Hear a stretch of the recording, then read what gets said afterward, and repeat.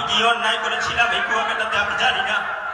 কুয়াকাটায় অনেক মাদক সেবনকারী, অনেক সন্ত্রাস, অনেক ভূমিদস্যু এখন ঘোরাফেরা করতেছে, কিন্তু আমি কি অন্যায় করেছিলাম আমি জানি না, যার জন্য আমাকে মেরে ফেলতে হবে এমন সুপরিকল্পিতভাবে হামলা করেছে। আমার এই বিষয়ে কোনো অভিযোগ নাই, তবে অনেক আক্ষেপ আছে, অনেক কষ্ট আছে যে আমি তো ৮-১০ জনের মতো সাধারণভাবে জীবনযাপন করেছি। আপনাদের এই সমাজে আমি বেড়ে উঠেছি। আমি আল্লাহকে সাক্ষী রেখে বলতেছি, আমি জীবনে কখনো মাদক সেবন করিনি, আমি কারো সাথে কোনো জুলুম করিনি, অন্যায় করিনি। এখানে কুয়াকাটার সাধারণ মানুষ ছাড়াও আমার শিক্ষক থেকে শুরু করে দিনমজুর উপস্থিত আছেন। যদি কেউ বলতে পারেন যে কার মনে কষ্ট দিয়ে এই সমাজে আমি পদচারণা করেছি, আজকে বলে দিবেন আর কোনো দিন এই কুয়াকাটায় হয়তো ভাববো না, চলবো না, অনেক দূরে চলে যাব। কিন্তু কেন আমাকে মেরে ফেলতে হবে? কেন সুপরিকল্পিতভাবে আমার উপরে হামলা করা হবে? আমার পরিবার যখন আমাকে বলে যে ওরা তো অনেক আগে এসেছিল, আমার তো দুটো বাচ্চা আছে ছোট ছোট, যখন সেই বাচ্চা দুটো অনেক কথা কান্নাকাটি করেছে, সেই শব্দ কি ওদের কানে যায়নি যে এমন ভাবে মেরে ফেলতে কেন হবে?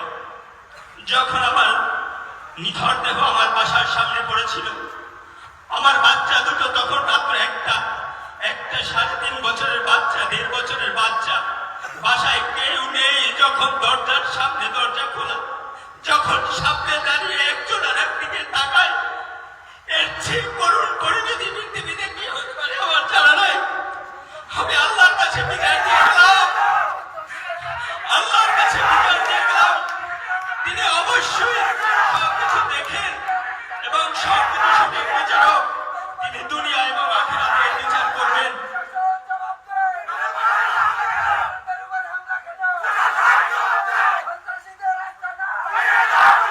আমি সাংবাদিকতাও করেছি, সেই সাংবাদিকতায় যদি কেউ কষ্ট করে থাকেন সেটাও বলেন।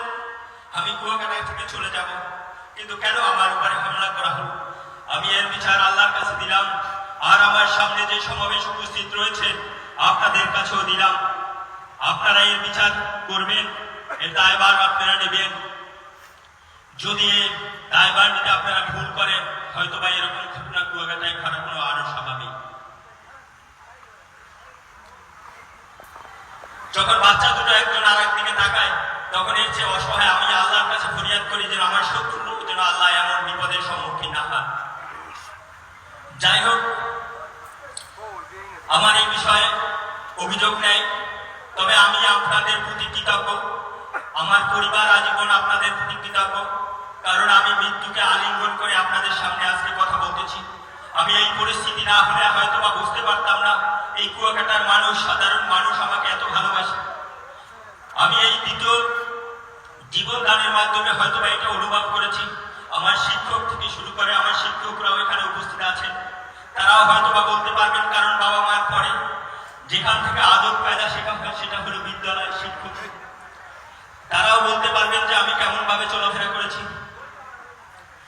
আমি এই বিষয়ে আর কথা বলতে চাই না। আমি বিচারের ভার আল্লাহ পাকের উপরে দিলাম এবং আপনাদের উপরে দিলাম, আপনারা এর বিচার করবেন।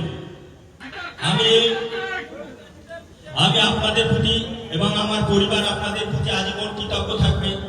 যতদিন বেঁচে থাকবো আপনাদের মাঝে আমি সাধারণ একজন মিরর হয়ে বেঁচে থাকতে চাই, আপনাদের পাশেই থাকতে চাই, আপনাদের সুখ দুঃখে আপনাদের পাশে থাকতে চাই। বিনিময়ে কোনো দিন কোনো কিছু চাই নাই, আর ভবিষ্যতেও চাবো না। এবং আমি বিশেষ কিছু মানুষের উপরে কৃতজ্ঞতা না প্রকাশ করলেই নয়, আমি কৃতজ্ঞতা প্রকাশ করতে চাই বাংলাদেশের 18 কোটি মানুষের হৃদয়ের স্পন্দন, আগামীর বাংলাদেশের রাষ্ট্রনায়ক জনাব তারেক রহমানের প্রতি। কারণ তিনি কেন্দ্রীয় যুবদলের সভাপতি এবং সাধারণ সম্পাদকের মাধ্যমে আমাকে চিকিৎসা অবস্থায় সার্বক্ষণিক খোঁজ খবর দিয়েছেন এবং আমাকে সহযোগিতাও করেছেন। আমি কৃতজ্ঞতা প্রকাশ করতে চাই এই জনপদের অত্যন্ত জনপ্রিয় নেতা, আমার রাজনীতির পথ প্রদর্শক জননেতা আলহাজ বীর মোশাররফ হোসেনের প্রতি। তিনি আমাকে সার্বক্ষণিক আমার চিকিৎসাধীন অবস্থায় সার্বক্ষণিক খোঁজ খবর নিয়েছেন এবং সার্বিক সহযোগিতাও করেছেন। আমি তার প্রতি বিশেষ কৃতজ্ঞতা প্রকাশ করতে চাই এবং আমার পরিবারও তার প্রতি কৃতজ্ঞতা প্রকাশ করছে।